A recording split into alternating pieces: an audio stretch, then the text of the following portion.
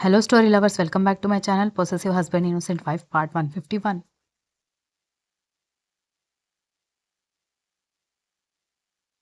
మనవడు ఏదో మాట్లాడడానికి తాపత్రయపడ్డ మనవరాలు కోపంగా వెళ్ళిపోవడం మనవడి పక్కనే కూర్చున్న తాతగారు గమనిస్తూనే ఉంటే, ఏమైందిరా మనవరాలు కోపంగా ఉన్నట్టుంది అనగాని, అవును తాతయ్య, మీ మనవరాలు కోపంగా ఉంది అన్నాడు కర్ణ.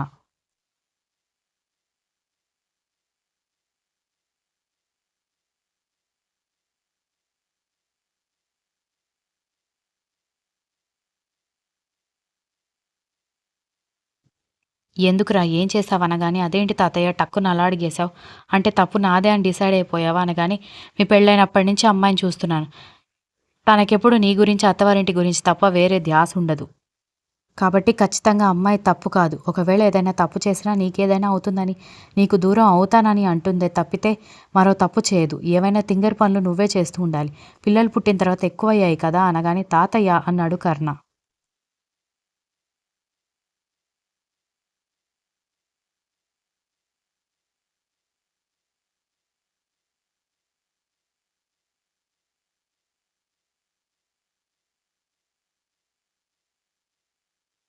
నా మీద తర్వాత అరవచ్చు, ముందు నువ్వు చేసిన తప్పేంటో చెప్పు అనగానే, అదేమీ లేదు తాతయ్య అనగానే, చెప్పరా అని అడిగేసరికి, మరేం లేదు, మామూలుగా పాలు తాగించడానికి, పిల్లలకి భోజనం తినిపించడానికి అది పిల్లల వెంట పరుగులు పెడుతున్నా నేనెప్పుడు పట్టించుకోలేదు. అదే పరుగులు పెట్టి, అదే పిల్లల్ని పట్టుకొని, అదే పాలు తాగించేది. కానీ ఇందాక అమ్మ పిల్లలకి భోజనం తినిపిస్తుంటే ముగ్గురు ఆడుకోవడం చూసి నేను అమ్మకి పరిగెత్తే పని లేకుండా పిల్లల్ని ఎత్తుకున్నాను. అది నీ మనవరాలు చూసింది అనగానే, చచ్చింది గొర్రె అనుకున్నాడు తాతయ్య.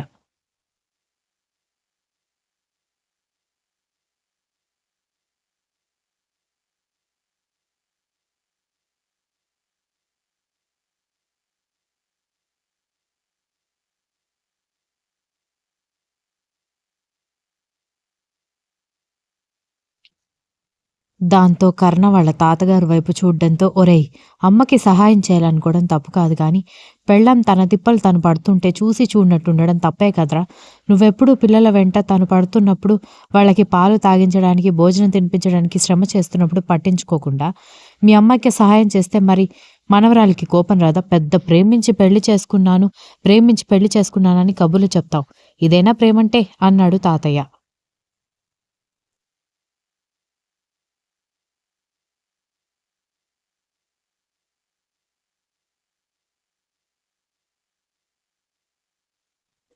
అంటే ఇలాంటి విషయాల్లో పట్టించుకోకపోతే నాకు ప్రేమ లేనట్టేనా అనగానే, మీ అమ్మ కంటే తక్కువ ప్రేమ ఉన్నట్టే అనగానే, అదేం లేదు తాతయ్య, నేను ఇద్దరిని సమానంగా ప్రేమిస్తాను. కాకపోతే అమ్మకి వయసు ఎక్కువైంది కదా, అందుకే ఆవిడకి ఎక్కువగా పరిగెత్తే శ్రమ లేకుండా చేశా. పైగా ఎప్పుడు పిల్లల్ని ధాత్రి దక్ష చూసుకుంటారు. మొదటిసారి అమ్మ భోజనం తినిపించడానికి వచ్చింది. అందుకే తను పరుగులు పెడుతూ చీకట్లో కింద పడిపోతుందేమోనని పిల్లల్ని ఎత్తుకుని సహాయం చేశాను అన్నాడు.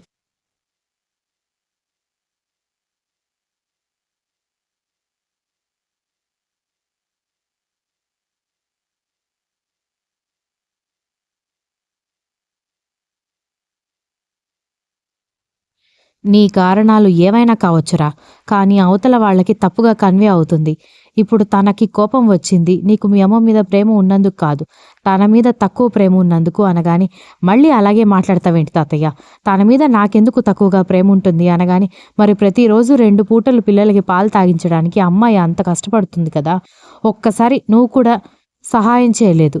కానీ మీ అమ్మకు ఒక్కరోజు కష్టం కలుగుతుందని వెంటనే సహాయం చేశావు. దీనికి అర్థమేంట్రా అనగానే, తాతయ్య నా ఉద్దేశం అది కాదు. నాకు దక్ష అంటే చాలా ఇష్టం. అది లేకుండా నేనుండలేనని తెలుసు కదా అన్నాడు.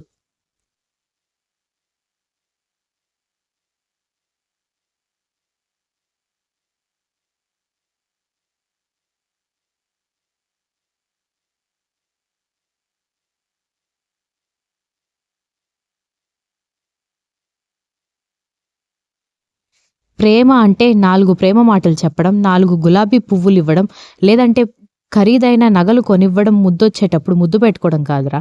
ఇలాంటి టైంలోనే భార్యకి సహాయంగా ఉండడం. నువ్వింత చిన్న విషయాల్లోనే తనకి సహాయంగా లేనివాడివి, రేపు పెద్ద పెద్ద విషయాల్లో సహాయం చేస్తావని తనెలా నిన్ను నమ్ముతుంది అనగానే, తాతయ్య ఇంత చిన్న విషయానికి అంత పెద్ద విషయాలకి ముడిపెట్టడం అవసరమా అని అడిగాడు.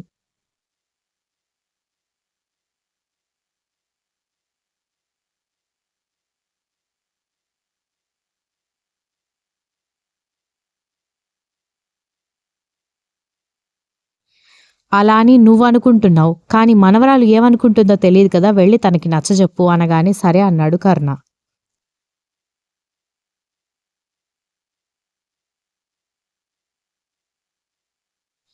అందరూ భోజనాలు చేసిన తర్వాత ఆడవాళ్ళు కూర్చుని భోజనం చేస్తూ ఉంటే, "అక్క ఏమైంది ఇందాక బాగానే ఉన్నావు? అత్తతో ఏదో మాట్లాడాలని బయటకొచ్చావు. అప్పటినుంచి సైలెంట్‌గా ఉన్నావని" ధాత్రి అనగానే, "నాతో మాట్లాడడానికొచ్చిందా? కానీ నువ్వు నా దగ్గరికి రాలేదు కదా" అని వసుంధర అనగానే, "దక్ష ఏం మాట్లాడకుండా "ఏం లేదత్తయ్య. ఏదో అడుగుదామని వచ్చాను. ఇంకేదో గుర్తొచ్చి పక్కకెళ్ళిపోయాను" అనగానే, "గొప్పదానివే. తినండి" అని బామ్మగారు చెప్పడంతో అందరూ భోజనం చేశాక దక్ష చేతులు కడుక్కోవడానికి ఇంటి వెనక ఉన్న గంగాళం దగ్గరికి రాగానే దక్ష అంటూ కర్ణ చేతిని పట్టుకోవడంతో ఒక్కసారిగా ఉలిక్కిపడి, "ఏంటి అంత సడన్‌గా వచ్చారు? భయమేసింది" అంటూ తనని తాను తమాయించుకున్న తర్వాత అతని వైపు చూసి కోపంగా, "వెళ్ళబోతుంటే ఆగు. నేను నిన్ను వెళ్ళనివ్వను" అన్నాడు.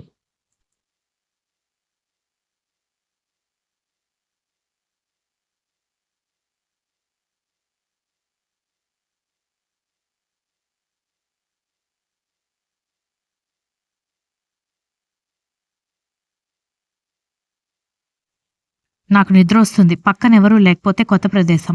పిల్లలు నిద్రలేచి ఏడుస్తారు" అని అతని చేతిని తప్పించుకుని వెళ్ళబోతుంటే, "అరే నేను నీతో మాట్లాడాలి ఆగు అంటున్నాను కదా" అనగానే, "ఏం మాట్లాడాలి" అని కోపంగా అడగడంతో ఆమె నడుం చుట్టూ చేయి వేసి దగ్గరికి తీసుకుని, "ఇక్కడ కాదు" అని అంటూ ఎవరూ రాని చోటికి తీసుకెళ్ళి ఆమె మొహం మీద పడి అల్లరి చేస్తున్న వెంట్రుకలని చెవి వెనక్కి అడ్జస్ట్ చేసి, "ఐయామ్ సారీ బేబీ" అనగానే, "నీ సారీలు నాకేం అక్కర్లేదు. వదిలిపెట్టు.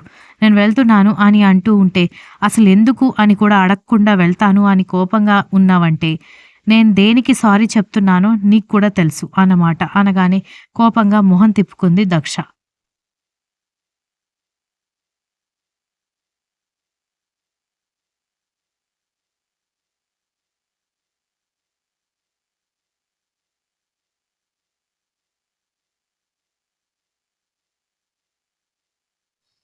బేబీ నేను మమ్మీకి హెల్ప్ చేసింది మమ్మీ ఏజ్ పైబడిన వ్యక్తి. ముగ్గురు పిల్లలు పరుగులు పెట్టేస్తూ ఉంటే కష్టం గదా! అందుకే ఎత్తుకున్నాను అనగానే, మరి నేను పాలు తాగించడానికి అంత పెద్ద ఇంట్లో పరుగులు పెడుతూనే ఉంటాను. ఒక్కొక్కసారి కింద కూడా పడతాను మీ పిల్లల బొమ్మలు అడ్డొచ్చి. అప్పుడెందుకు నాకెప్పుడు సహాయం చేయలేదు అనగానే, ఒసేయ్ అబద్ధాలాడకు. నువ్వు కింద పడినప్పుడు చేతుల్లో ఎత్తుకొని మరీ తీసుకునెళ్ళి కాళ్ళకి మర్దన కూడా చేస్తాను కదే అనగానే, కింద పడినప్పుడు కాళ్ళకి మర్దన చేయడం కాదు. అసలు పడకుండా చూసుకోవాలి అనగానే, పాలంటే ఇష్టం లేకపోయినా తాగిస్తున్నావు కదా! అందుకే పెద్దగా పట్టించుకునేవాడిని కాదు అనగానే, పట్టించుకోకండి. ఎందుకు నన్ను పట్టించుకోవడం? నాతో ఏం సంబంధం ఉంది మీకు అనగానే, నీకు నాకు ఏం సంబంధం లేదా అని అన్నాడు.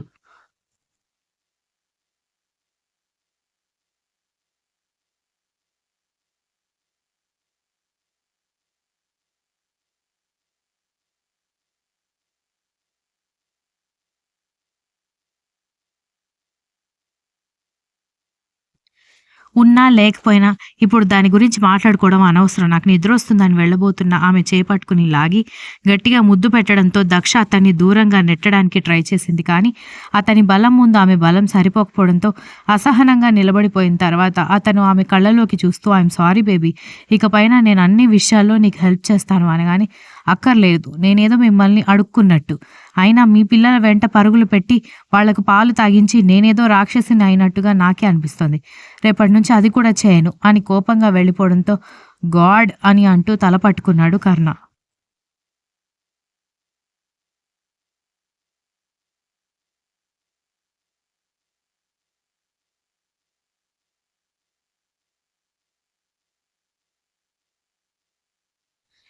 మర్నాడు ఉదయం దక్ష అన్నట్టుగానే అసలు పిల్లలకి ఏది బలవంతంగా తినిపించడం, తాగించడం చేయకపోవడంతో కర్ణ ఆశ్చర్యపోతుంటే, ఉదయం 10 అవుతుంటే, "ఏంటే ఈ పాటికి పిల్లలకి పాలు తాగించేదానివి, ఈరోజు పాలు తాగించలేదు" అని వసుంధర అడగడంతో, "ఇక తాగించాల్సిన అవసరం లేదులే" అని అంది Daksha. Continuous. If you like the story please like, share, comment and don't forget to subscribe.